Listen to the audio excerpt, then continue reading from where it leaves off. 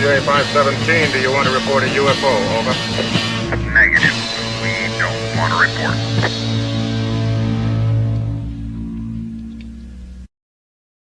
Look, it wasn't my worst Wednesday night.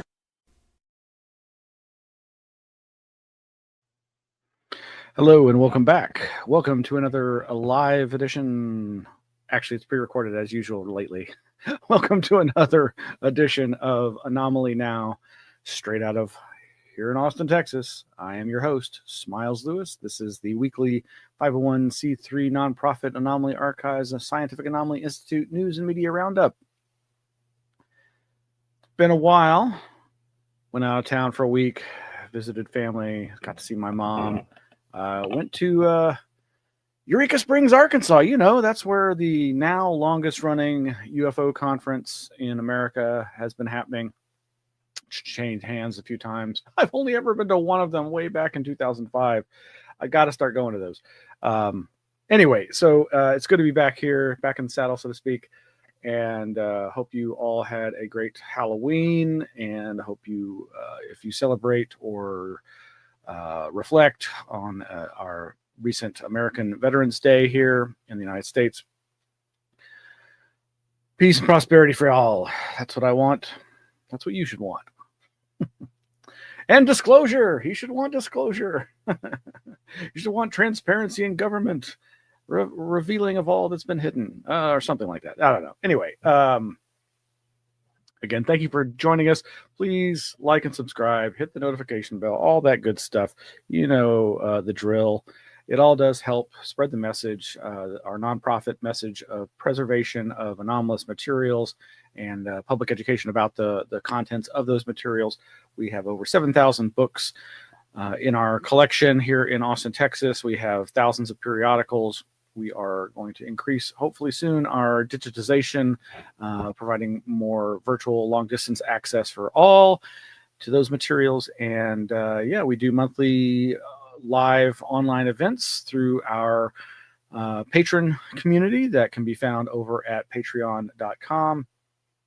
Of course, our website is anomalyarchives.org, and we have all the links that we'll be talking about and more posted at our website, but also over at our flipboard.com/@anomalyarchives. Like I mentioned, our Patreon is over at patreon.com/anomalyarchives. Very easy to remember if you can remember how to spell anomaly. 1 A, 2 A's, 3 A's, go 4. I'm already being too silly. Okay, enough of that. Well, yes, you can find out more about us at anomalyarchives.org. Go to our Patreon, all that, blah, blah, blah, blah. So what else we've been doing? So we have been continuing to make past lectures available for you. These lectures from a year ago. So, of course, we have been doing lectures mostly in person in the past, but post-pandemic, for the last 5 or 6 years, we've been doing more virtual stuff. But yeah, back in 2014 was one of the last presentations by paranormal cryptozoologist Rob Riggs, good friend. Miss him dearly since he passed a few years ago. But we resurrected an article, a lecture, one of his last lectures from back in July of 2014. And now we've made that available to the public through our YouTube channel and our website. You can go to the website, our YouTube channel, youtube.com/anomalyarchives. See, it's so simple. And you can sign up for notifications there about these kinds of things. And that presentation was, of course, Rob Riggs talking about the Texas Bigfoot enigma and his experience investigating it ever since his childhood, his young adulthood, and on into his final years. He was a fantastic human, loved him so much, and miss him dearly. But you can watch that or listen to the audio only if you prefer. There's actually not a video of it per se, but we did one of those audiograms for you. And of course, we have recently made public our October 2024 lecture by Greg Bishop. Greg Bishop, of course, presenting on Can Hard Data and Materialism Solve the UFO Enigma? Short answer, no, probably not. But you probably already knew that. But I, as always, highly recommend anything Greg has to say. Really interested to hear his upcoming report on the Soul Foundation conference that happened over in Italy. He apparently did get to attend, and looking forward to hearing more about that. And if you are interested in that, we'll have links in the show notes. But yes, among the links that regarding reviews of the Soul Foundation, there's links to a couple of different videos, one by Ryan Sprague, Somewhere in the Skies channel, as well as That UFO Podcast, I think is what the title is, another one. And of course, either probably Keith Basterfield over at UAP Scientific Research Blogspot has posted a brief synopsis of the lineup, hopefully with reviews to come. I'm not sure if they were able to attend, but yeah, so among the other things that we've released recently through our Patreon, and then we give, early access to our patrons through the Patreon. So even if you join for free, you're likely to get access to some early access content as well as other free content, which then we do eventually make public on our website. And in fact, this flashback from several years ago, I think it was 2009. Yes, early October 2009, I was contacted by an associate producer of the online webisode series Streets of Fear, as my article written back in 2010 says, who was wanting to know if I knew anything paranormal or mysterious about Convict Hill Road here in Austin, Texas. And that was quite an experience. And you can learn more about that by going to the link here to the Anomaly Archives webpage for that. But yeah, these webisodes for FearNet's Streets of Fear series aren't really available unless you dig them up through archive.org. And so I was making this one that I am featured in available. And in fact, let's go ahead and we'll play that 2-minute video for you. It's these webisodes, as they were back then, were very, very short and kind of funny, honestly. Yeah. Here we go. Where is it?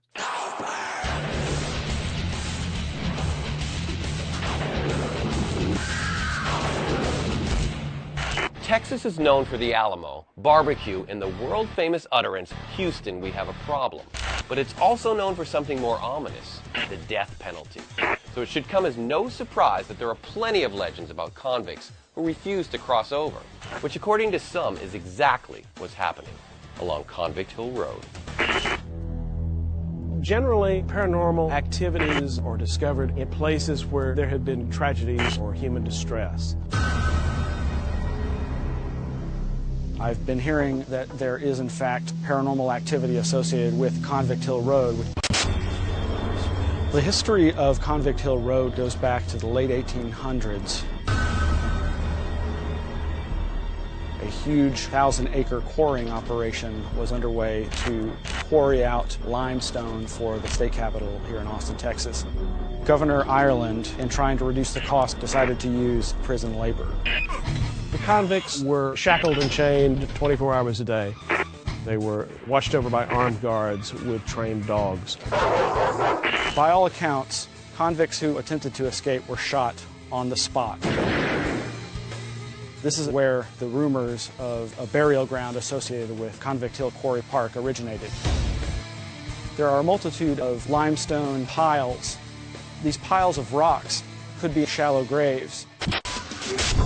Given the history of this site, it still would not surprise me to learn of any anomalies, whether they be from average visitors or the sensitive psychic. Texas has one of the largest prison populations in the country, and some of these characters were pretty notorious, including serial killer David Albright, who popped out the eyes of his victims. He was known as the Texas Eyeball Killer. Probably not a great nickname for picking up women. I'm Spider, and thanks for watching FearNet. Oh my gosh. Yeah, Spider doing his best Billy Idol impersonation. I don't know. Oh, it's so ridiculous. Yeah, there was nothing paranormal about Convict Hill Road or that little Convict Hill Road park. Um, there are no bodies. Nobody has ever found any bodies. There's very little in the way of information about any paranormal hauntings associated with that spot or the surrounding areas. Um, it would not be surprising if there are, in fact, convicts buried there or in and around that area. But yeah, anyway, that was a fun experience, but a great example of how TV producers, or in this case, webisode producers, really want a certain narrative, and they're going to make you speak it so that they can get what they want out of you. But yeah, anyway, you can read more about my experience about that over on the Anomaly Archives website. My good friend Mac White and I talked about it more back in 2009, right after it happened. I haven't made that audio available yet. It used to be available online, and if you've got good web sleuthing skills, you can find it. But anyway, yeah, we'll do a better audio version of that someday. All right, so moving right along, and that was a happy late Halloween for you. Right, so I don't normally show. I don't like to show necessarily a lot of videos of alleged UFO footage on the channel here, but or on the show here, but obviously people are always interested in, oh, there's all these thousands of UFO sightings every year. Why aren't there better videos? Well, there are some great videos out there, but more than likely they're complete and utter BS. And a website that you might see a lot of utter BS on is the ibtimes.co.uk. That's the International Business Times over at ibtimes.co.uk. Yeah. This headline, trending, unbelievable footage from Canadian cargo ship sparks major UFO sighting frenzy. Does it really? Canadian cargo ship footage sparks UFO frenzy with mysterious objects seen hovering and speeding into the night sky. I have a feeling this was written not by Marty Virgil Bays, but an AI by that name. I don't think whoever wrote this or whatever wrote this actually watched the footage, which if it's an AI, I guess it could ingest the footage, but you'd think it would come up with something better than this article. The article does try to give you a little bit more on background, and does say, of course, it remains unverified, but they just try to link it to other, famous aquatic USO unidentified submarine objects or unidentified submerged object reports. Of course, that's been getting a lot more press lately because of that Enigma Labs report that was not particularly good. But it's always a fascinating area for anybody interested in these subjects. And since the majority of the planet is covered by water, the majority of UFO reports happen on above or near or in bodies of water. So there you go.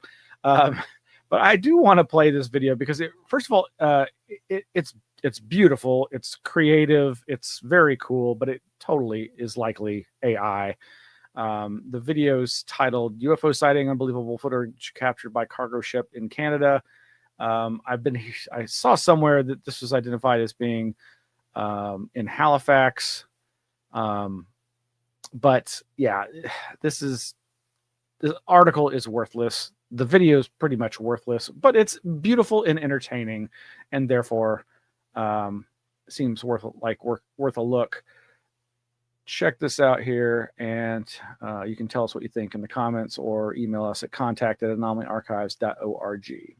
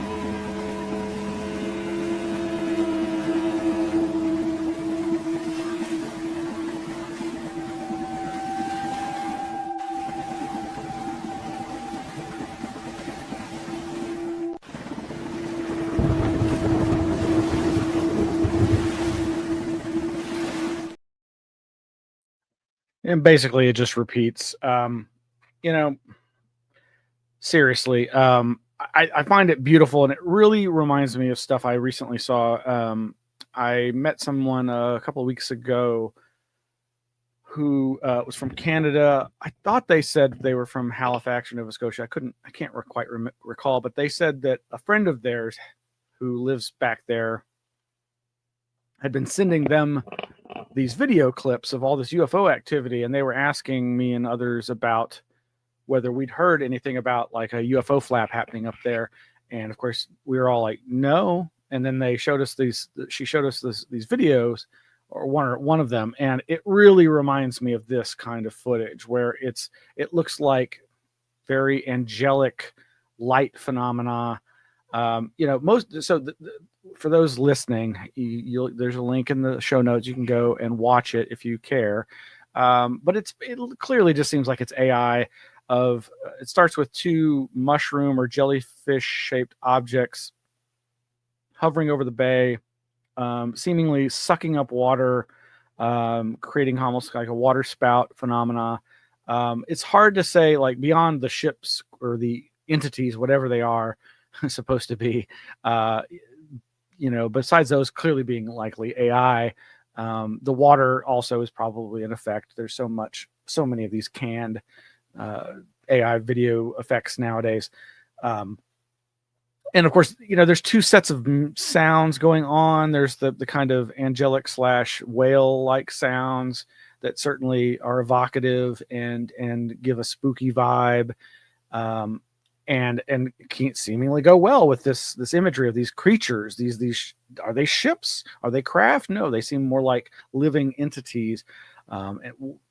And so, okay, and then there's a secondary sound that sounds like almost like a helicopter to me, but I think it's supposed to be the sound of the cargo ship. I think this is all contrived. I think it's all just layered, fake. Maybe there was original sounds from whales or original sounds from a paddle boat or a helicopter, but yeah. But is this really causing a wave of social media content or uproar? I doubt it. I haven't seen anything or heard anything about it. I mean, I came across this link because, of our good friends over at Anomalous.com posting about it, but I think that was where I saw it. And yeah, unbelievable footage from Canadian cargo ship sparks major UFO sighting frenzy. No frenzy. I mean, I'm sure it's gotten retweeted, re-TikToked, reposted. I'm sure there's lots of comments on all those platforms that are posting about it. We got that clip from a YouTube channel version of it. But you would have heard something. If something as astounding as that, or like the video that the young lady showed us recently that was reminding me of this, you would hear about it. They can't cover up that kind of stuff unless they really do have Men in Black, memory erasers. Anyway, yeah. Like I said, I don't typically show this kind of stuff, but it's beautiful footage. I do enjoy that kind of thing, even as I'm like, come on, folks, nobody should believe that that's real. It's just art at this point. Okay, well, there was another video that I want to share. This one is where was that? I think it was brought to my attention by our friend Tim Banal over at the Coast to Coast AM website. Oh, darn it, I don't think I have that. Oh, here we go. Watch, Mexican politician shares footage of eerie orbs floating around his property. Yeah, let me see if I can get that over here. And there we go. Now you can see it. Mexican politician shares footage of eerie orbs floating around his property. Tim Banal writes, a Mexican politician was left scratching his head after security cameras filmed eerie orbs floating around his property on multiple occasions. Jaime Rodriguez, who previously served as governor of Nuevo León and ran for the Mexican presidency in 2018, reportedly shared a compilation video featuring such incidents on his Facebook page last week, explaining that the strange scenes were captured at his ranch in the community of Ikamole. If that's, sorry for the pronunciation. The politician asked if anyone could explain the puzzling balls of light seen moving with remarkable speed along the hills on the property. When someone noted the sounds of the site's resident dogs and cats seemingly becoming perturbed by the illuminated interlopers, Rodriguez agreed with the observation, indicating that it's what caught my attention the most. As one might imagine, various theories were offered from what was filmed on the politician's property, with some suggesting the orbs were alien visitors and others proposing that the lights could be some kind of natural phenomenon. What do you make? Blah, blah, blah. And yeah, here is that video.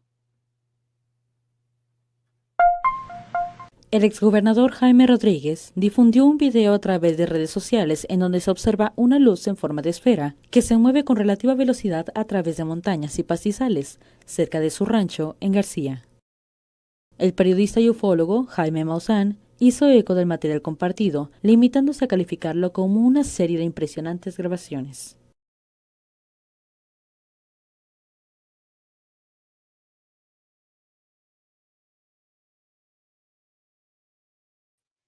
Unfortunately, I heard the name Jaime Maussan just mentioned. That worries me.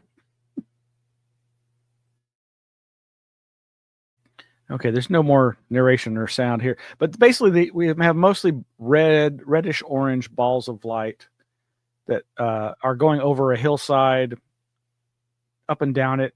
At one point, it kind of looks like there could be a road, but it does seem to be almost like following ravines. There's this one shot where something goes from out of the sky into the ground, seemingly, and what looks like flame erupts. That flame looks a little suspect to me. It looks like it could be a digital flame effect. Hard to say. Yeah. Anyway, it's interesting. I mean, considering my interest in BOL, ball of light phenomenon, and ball lightning, and how many UFO reports are just points of light, it's intriguing. It would seem like it could easily be faked. Again, not that extraordinary, but interesting enough that I thought I'd share it with you. So, again, you can read about that and find the link. Thanks to our friend Tim Banal over at coasttocoastam.com. Right. Moving right along. Back to disreputable news websites. ibtimes.co.uk. Oh my gosh. Tucker Carlson says U.S. government, quote, made a deal with demons for nuclear technology. Yes, folks, the pushing of this narrative that there are people in the government who believe that UFO phenomena are related to angels and demons. I mean, obviously, I don't mean to disparage anyone's beliefs, spiritual or otherwise, but it would be hard. It's like talking about the paranormal. Unless you can apply science to it, it doesn't really do us much good in advancing our knowledge. It may advance the plot if there is one. Subheading of this article: a UFO religion believing in angels and demons is influencing Congress as scientific debate over objects like 3i Atlas and UAP disclosure intensifies. Right up front, the article says, this is the exact, let's see, a strange new faith is quietly spreading through the halls of American power. Forget little green men. This belief system posits that UFOs are not extraterrestrial, but supernatural, angels and demons. This is the exact claim media personality Tucker Carlson recently made during an early November 2025 appearance on the Megyn Kelly Show. He separately suggested on Steve Bannon's War Room podcast that the U.S. government is hiding these spiritual entities and may even have made a deal with them to receive nuclear technology. Yeah, wow. It goes on later to say, this heightened faith-based search for the other creates a complex environment where science and speculation collide. The public's intense focus on UAP means that every new anomaly in the sky is scrutinized, not just by scientists, but by those looking for confirmation of their beliefs. This phenomenon was on full display with the recent interstellar visitor 3i Atlas. No kidding. Comet or a cover-up. Yeah, it goes on to talk more about the whole 3i Atlas thing.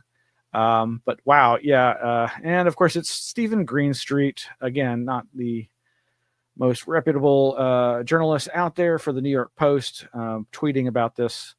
Tucker Carlson tells Megyn Kelly that UFOs are angels and demons, says the U.S. government is hiding these spiritual entities from the public. Carlson also suggests the U.S. government made a deal with demons to receive nuclear technology. That, to me, that is a startling idea, especially given this recent proliferation promoting of the idea of the connectedness between UFO, UAP sightings and nuclear vessels, nuclear power plants, and nuclear missile facilities, whether they be the manufacturing facilities or the housing and launch facilities.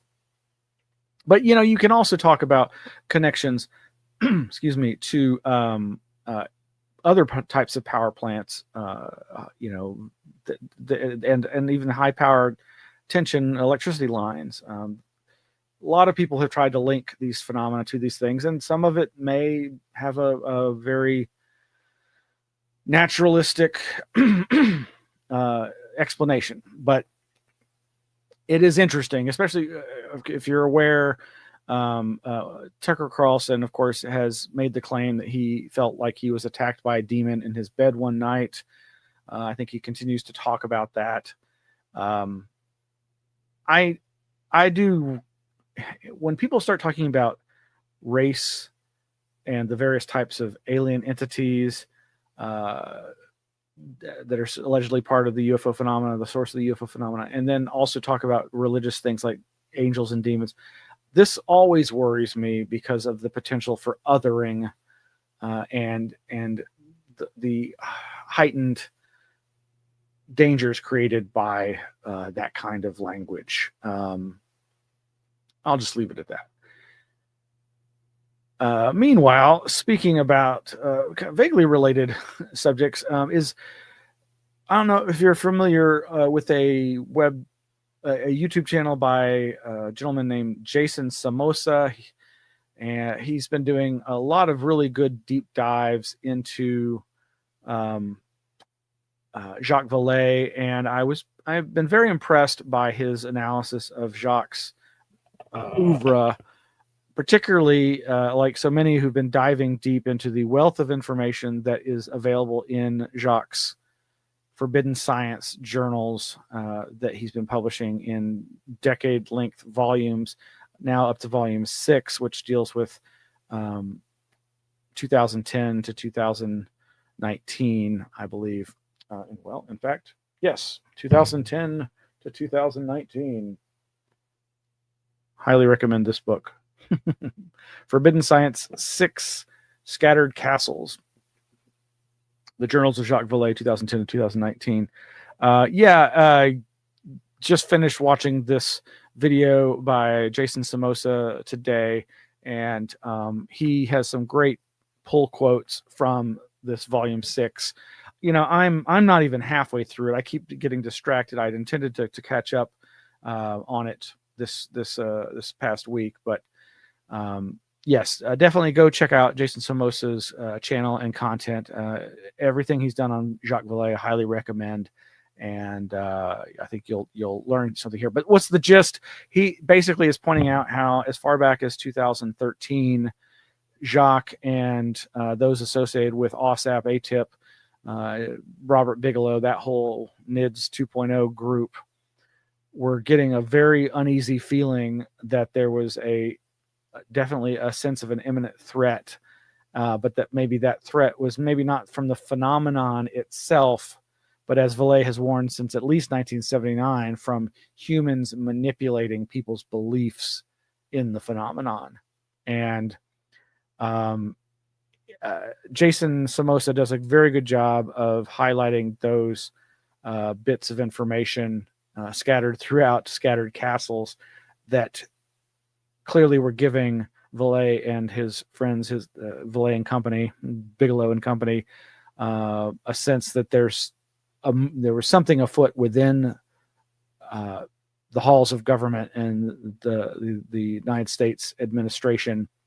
That would have been the Obama administration, that seemed to be really ready to push, quote unquote, not disclosure, but confirmation. Another title from one of Jacques' books.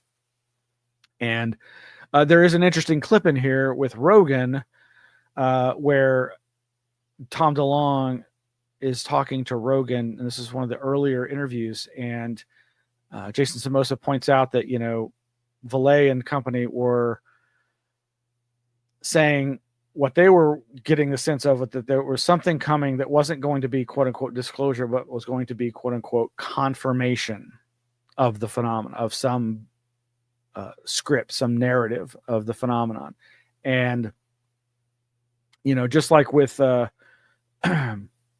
Corbell, as we've highlighted and others have pointed out, has warned that there's this whispers in the halls of government and intelligence channels that something big is coming, and that it could be something akin to what people are already going crazy about with this 3-Eye Atlas, this idea there. Oh, there's the clip right there, UFO Revolution Season 2. That something big is afoot, and that it's part of some kind of campaign emanating from inside the halls of power.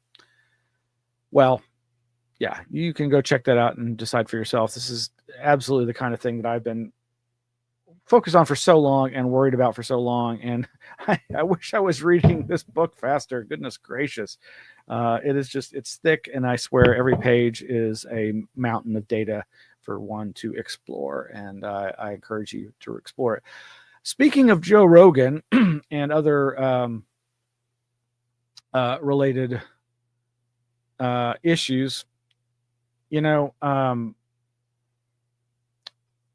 Red Panda Koala is this user online who has collected and archived a lot of videos on their YouTube channel, his YouTube channel.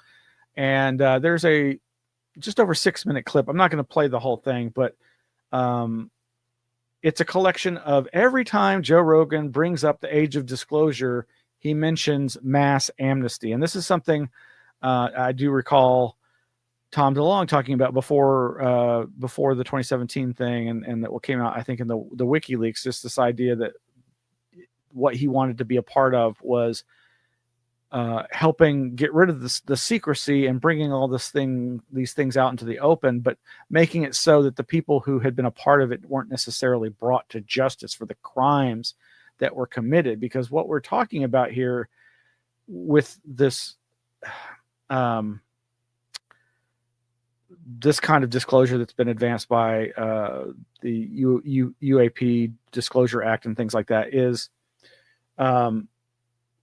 bringing out the things that have been illegally hidden from the people, and more illegally hidden from Congress.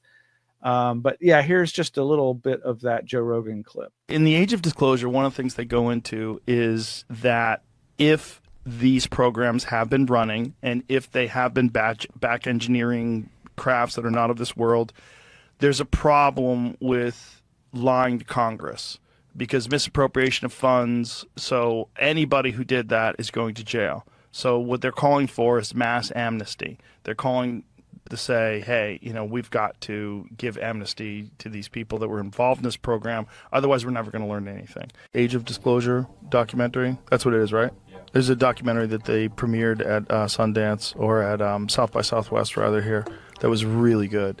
And it is essentially just all these different people that worked on these programs spilling the beans.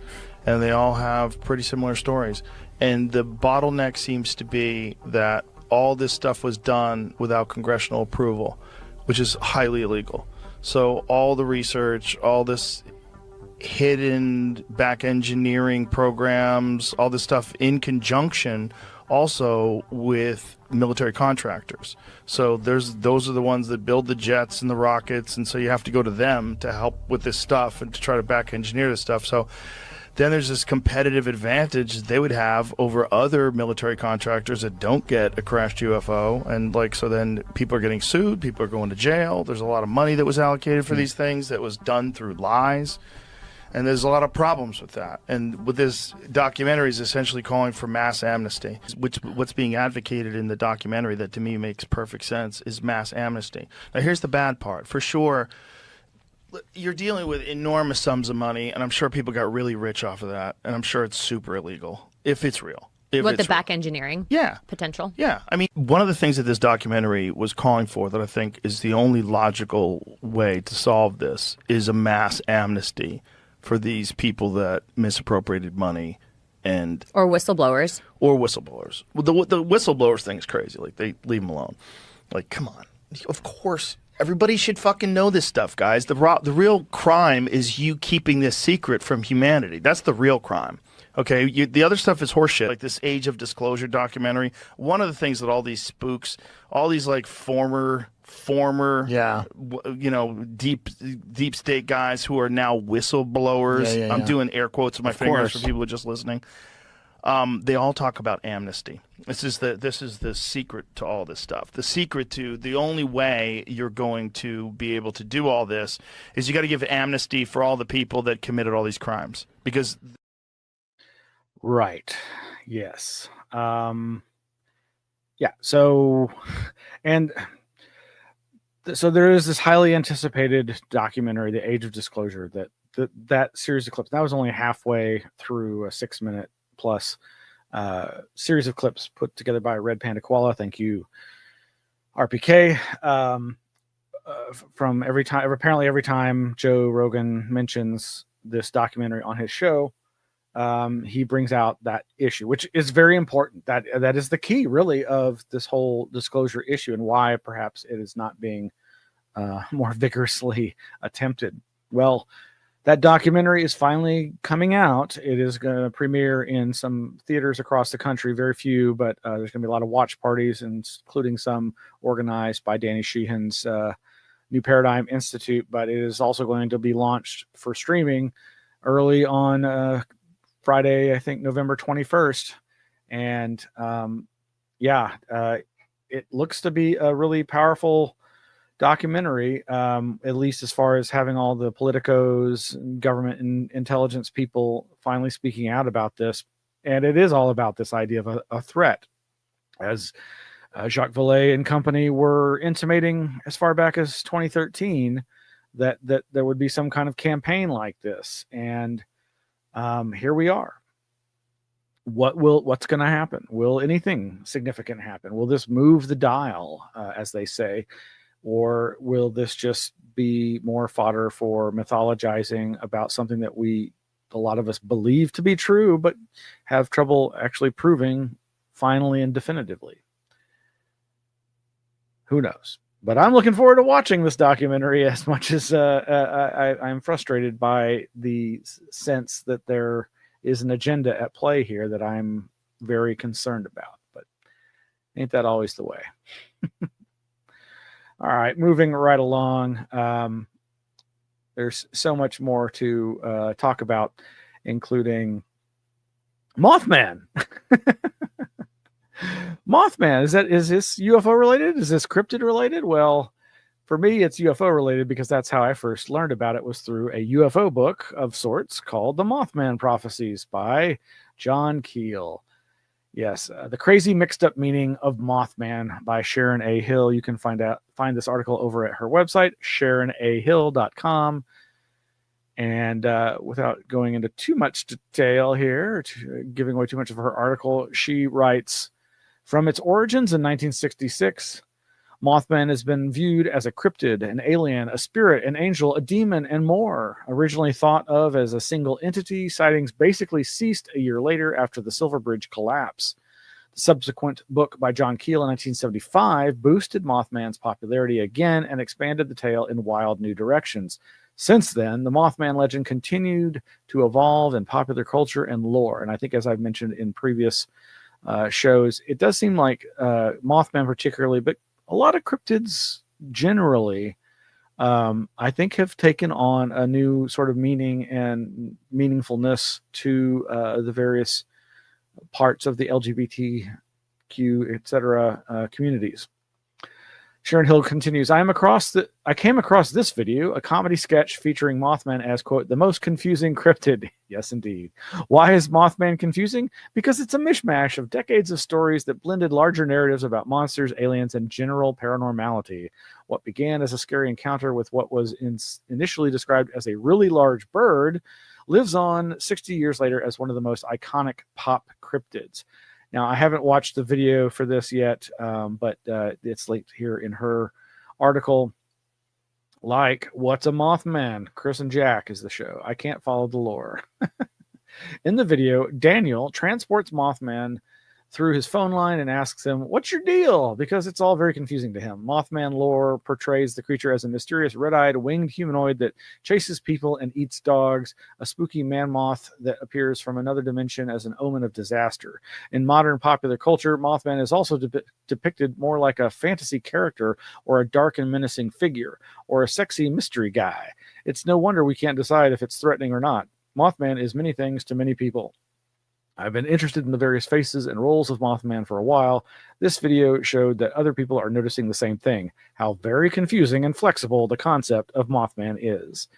And yeah, you can read the rest of that over at her website. She's got some shots of the many news clippings that were associated with the initial sightings. And yeah, she's right. You know, the initial sightings were more of a bird and more of a cryptid in that way, but they were told by somebody who was largely a paranormal UFO guy.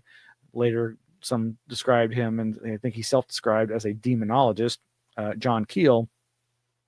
And, you know, the Mothman is a great example of where if you research UFOs and you keep an open mind and you note all the other weirdness that surrounds the UFO phenomenon, you'll notice a bunch of other weird phenomena.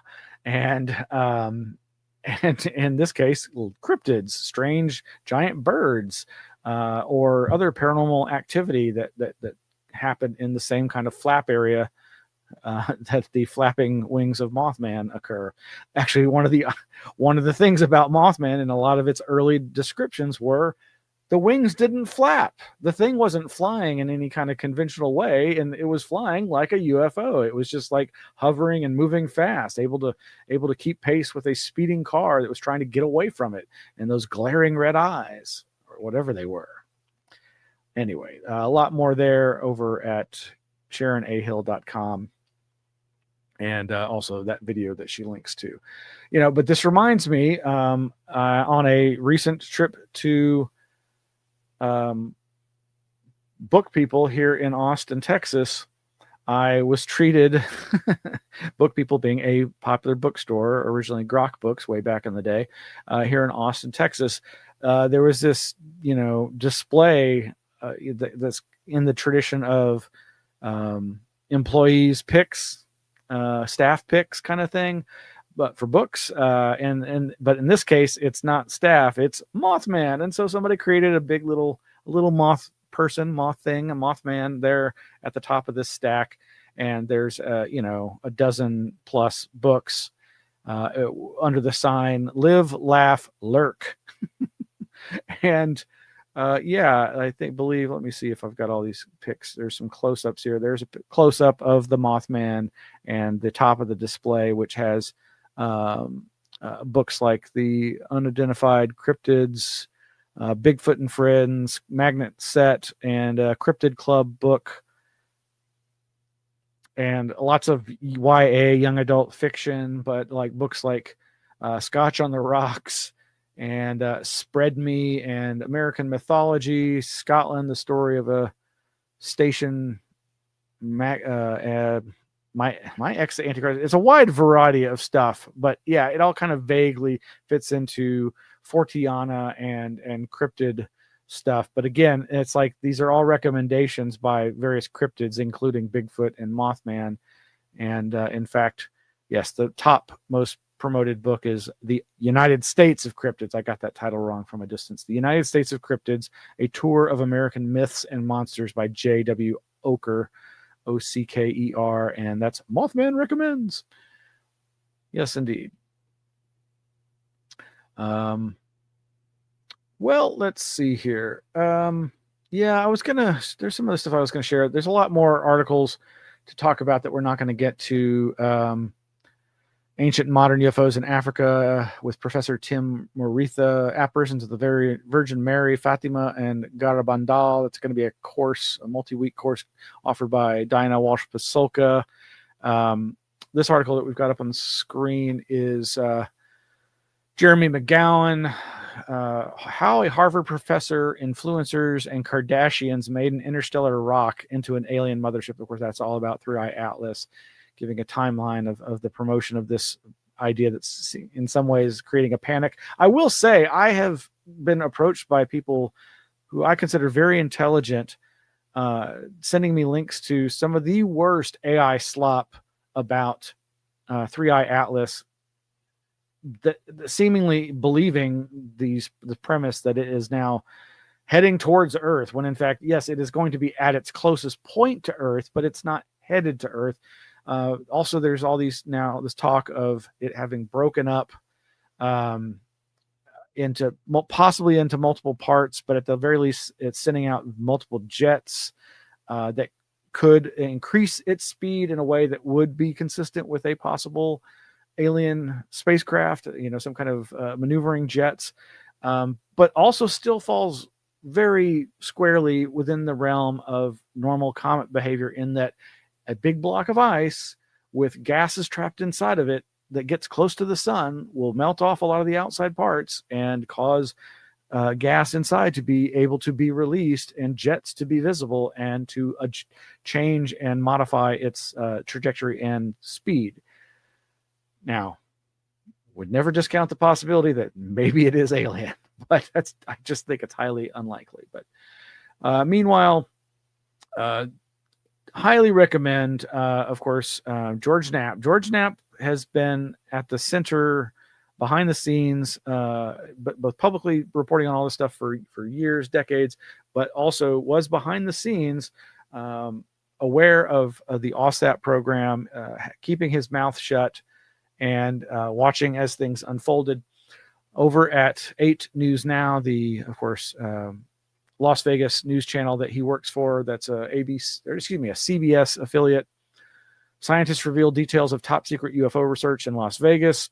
This was, I believe, in lead up to the release of the part 1 of the interview that he has done with his partner Jeremy Corbell, on their show Weaponized, which this part 1 is a 2-parter interviewing James Lukatsky. And boy, I haven't made it very far, but it's immediately intriguing, because here is the guy that ran the program, not Lou Elizondo, but James Lukatsky, and who basically says, he implies that the Arrow is in fact a disinfo op, and that nobody in the government has approached him to talk to him about what he knows. And he's the one that everybody says, including George Knapp, has seen one of these recovered craft, one of these recovered mystery objects that are being reverse engineered, allegedly.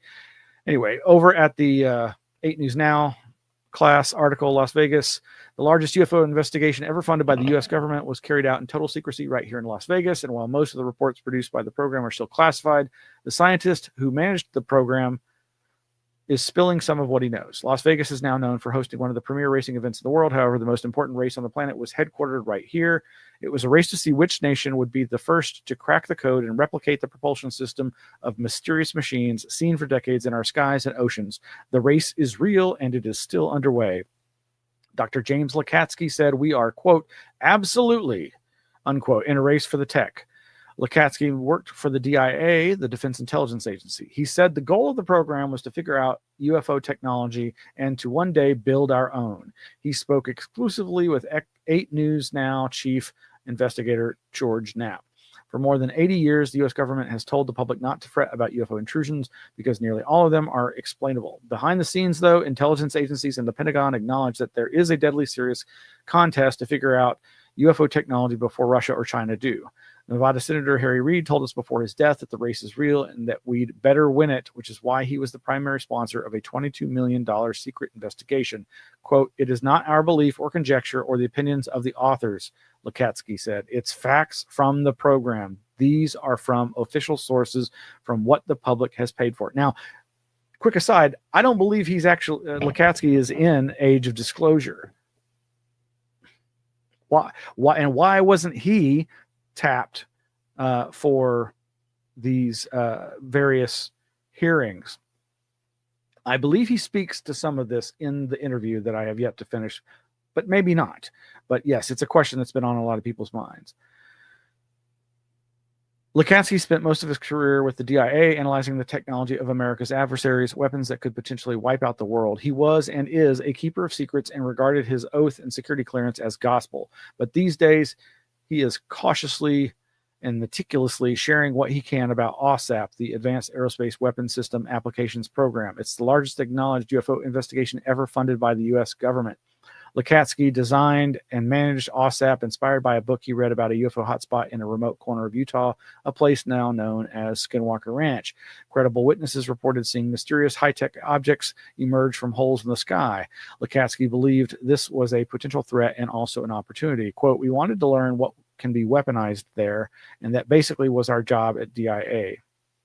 Lukatsky visited the ranch, escorted by its owner, Las Vegas tycoon Robert Bigelow, since taken over by Brandon Fugel, and had his own bizarre experience. He then convinced DIA leadership that an investigation was warranted.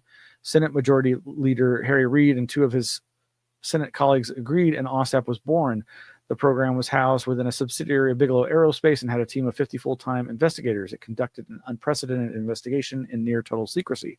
Lukatsky and his team produced an astounding amount of material, including 115 thick documents in the world's largest UFO data warehouse. That was what was created by Jacques Vallée. That is known as Capella. Anyway, you can read the rest of this over there at 8 News Now. And there's also a video accompanying it, which is basically this what you read here.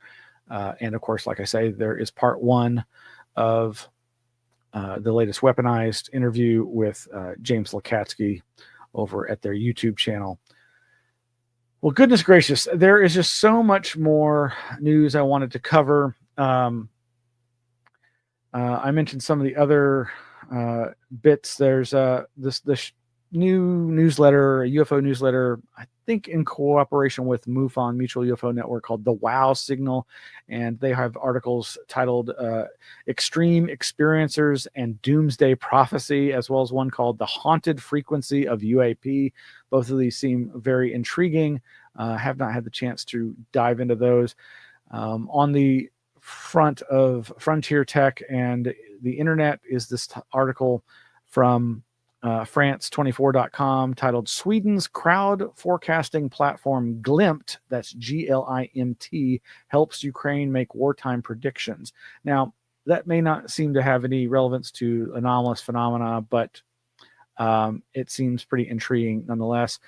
Along the cryptozoology line of articles, we have some great stuff, including several new videos, links to our good friend Chester Moore Jr.'s Dark Outdoors podcast series, which now has its own website, darkoutdoors.com.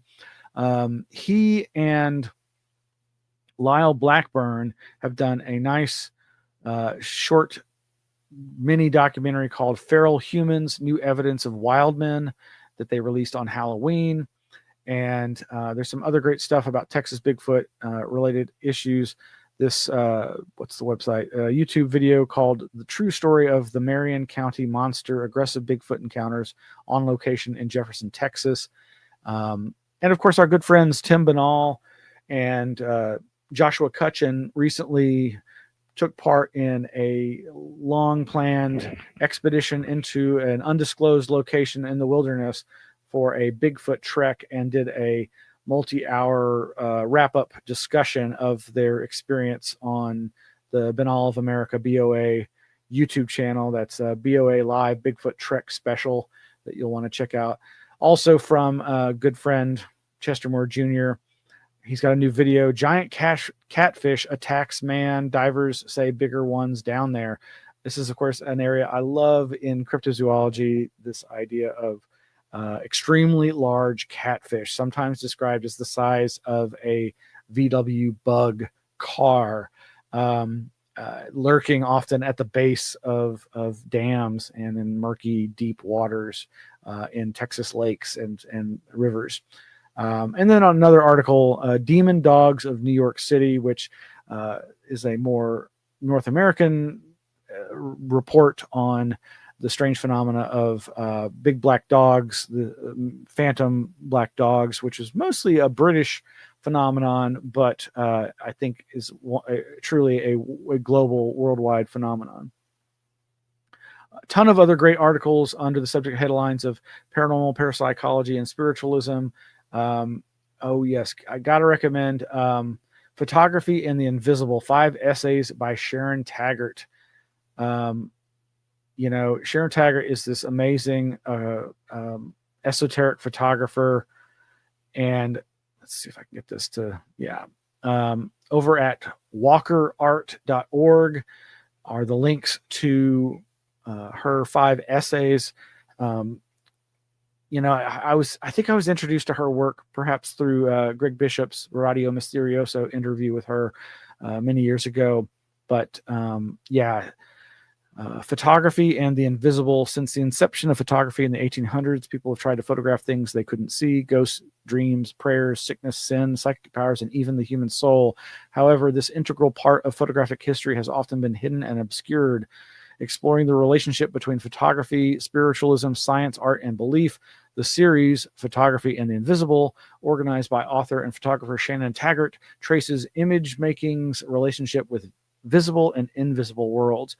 And some of the essay titles are Every Picture is a Ghost, Photography and the Invisible, Psychic Possibilities, Spirit Photography in the 20th Century and Beyond, Can You Imagine Anything Better? Christine Bergen on Spirit Photography and Conceptual Art. What is a photographer if not a paranormal investigator? In conversation with Patricia Vulgaris. And lastly, I Don't Pretend to Have the Answers. Rick Garrett and Curlian Photography. Wow. And I guess this is also part of probably an art exhibition of her photographs. Fantastic. I wish I could attend. Among other great headlines that need to be explored, a next-gen study of ghostly episodes by James Huron, inspiring the next generation, meeting junior paranormal events at the Festival of the Unexplained, guiding the next generation of investigators, just on and on and on. So much good stuff. So little time. Gosh. On the frontier archaeology, we have something from, is it Texas Parks and Wildlife or Texas Highways? I forget. But this gentleman writes for one of those publications and has a video called Why the Galt Archaeological Site in Texas Changes World History. We've talked about the Galt site before here in Texas and how it really rewrites ancient human history. Some other great titles that need your exploration. Archaeologists discovered a mysterious underground chamber from an ancient civilization, as well as oldest known Maya monument could be a map of the universe, to the world's oldest known cave art wasn't made by our species, that would be Neanderthals, that made the art that they're talking about. And on and on and on, including Michigan County to build $2 million museum to promote pseudo-historical claim. And the long-delayed Grand Egyptian Museum is finally open, and it was worth the wait, and more. So we'll have those links in the show notes for tonight's episode. And thank you for joining us. Really appreciate your support. Please go to anomalyarchives.org, sign up for our website updates there, and or go to patreon.com/anomalyarchives, and you can sign up for free and get information about our activities, as well as donate $1, $2, $5, $10 or more a month. It really helps us keep this project going, this nonprofit 501c3 effort to preserve and educate the public about these kinds of anomalous materials. And well, that's going to do it. Thank you so much. Good night.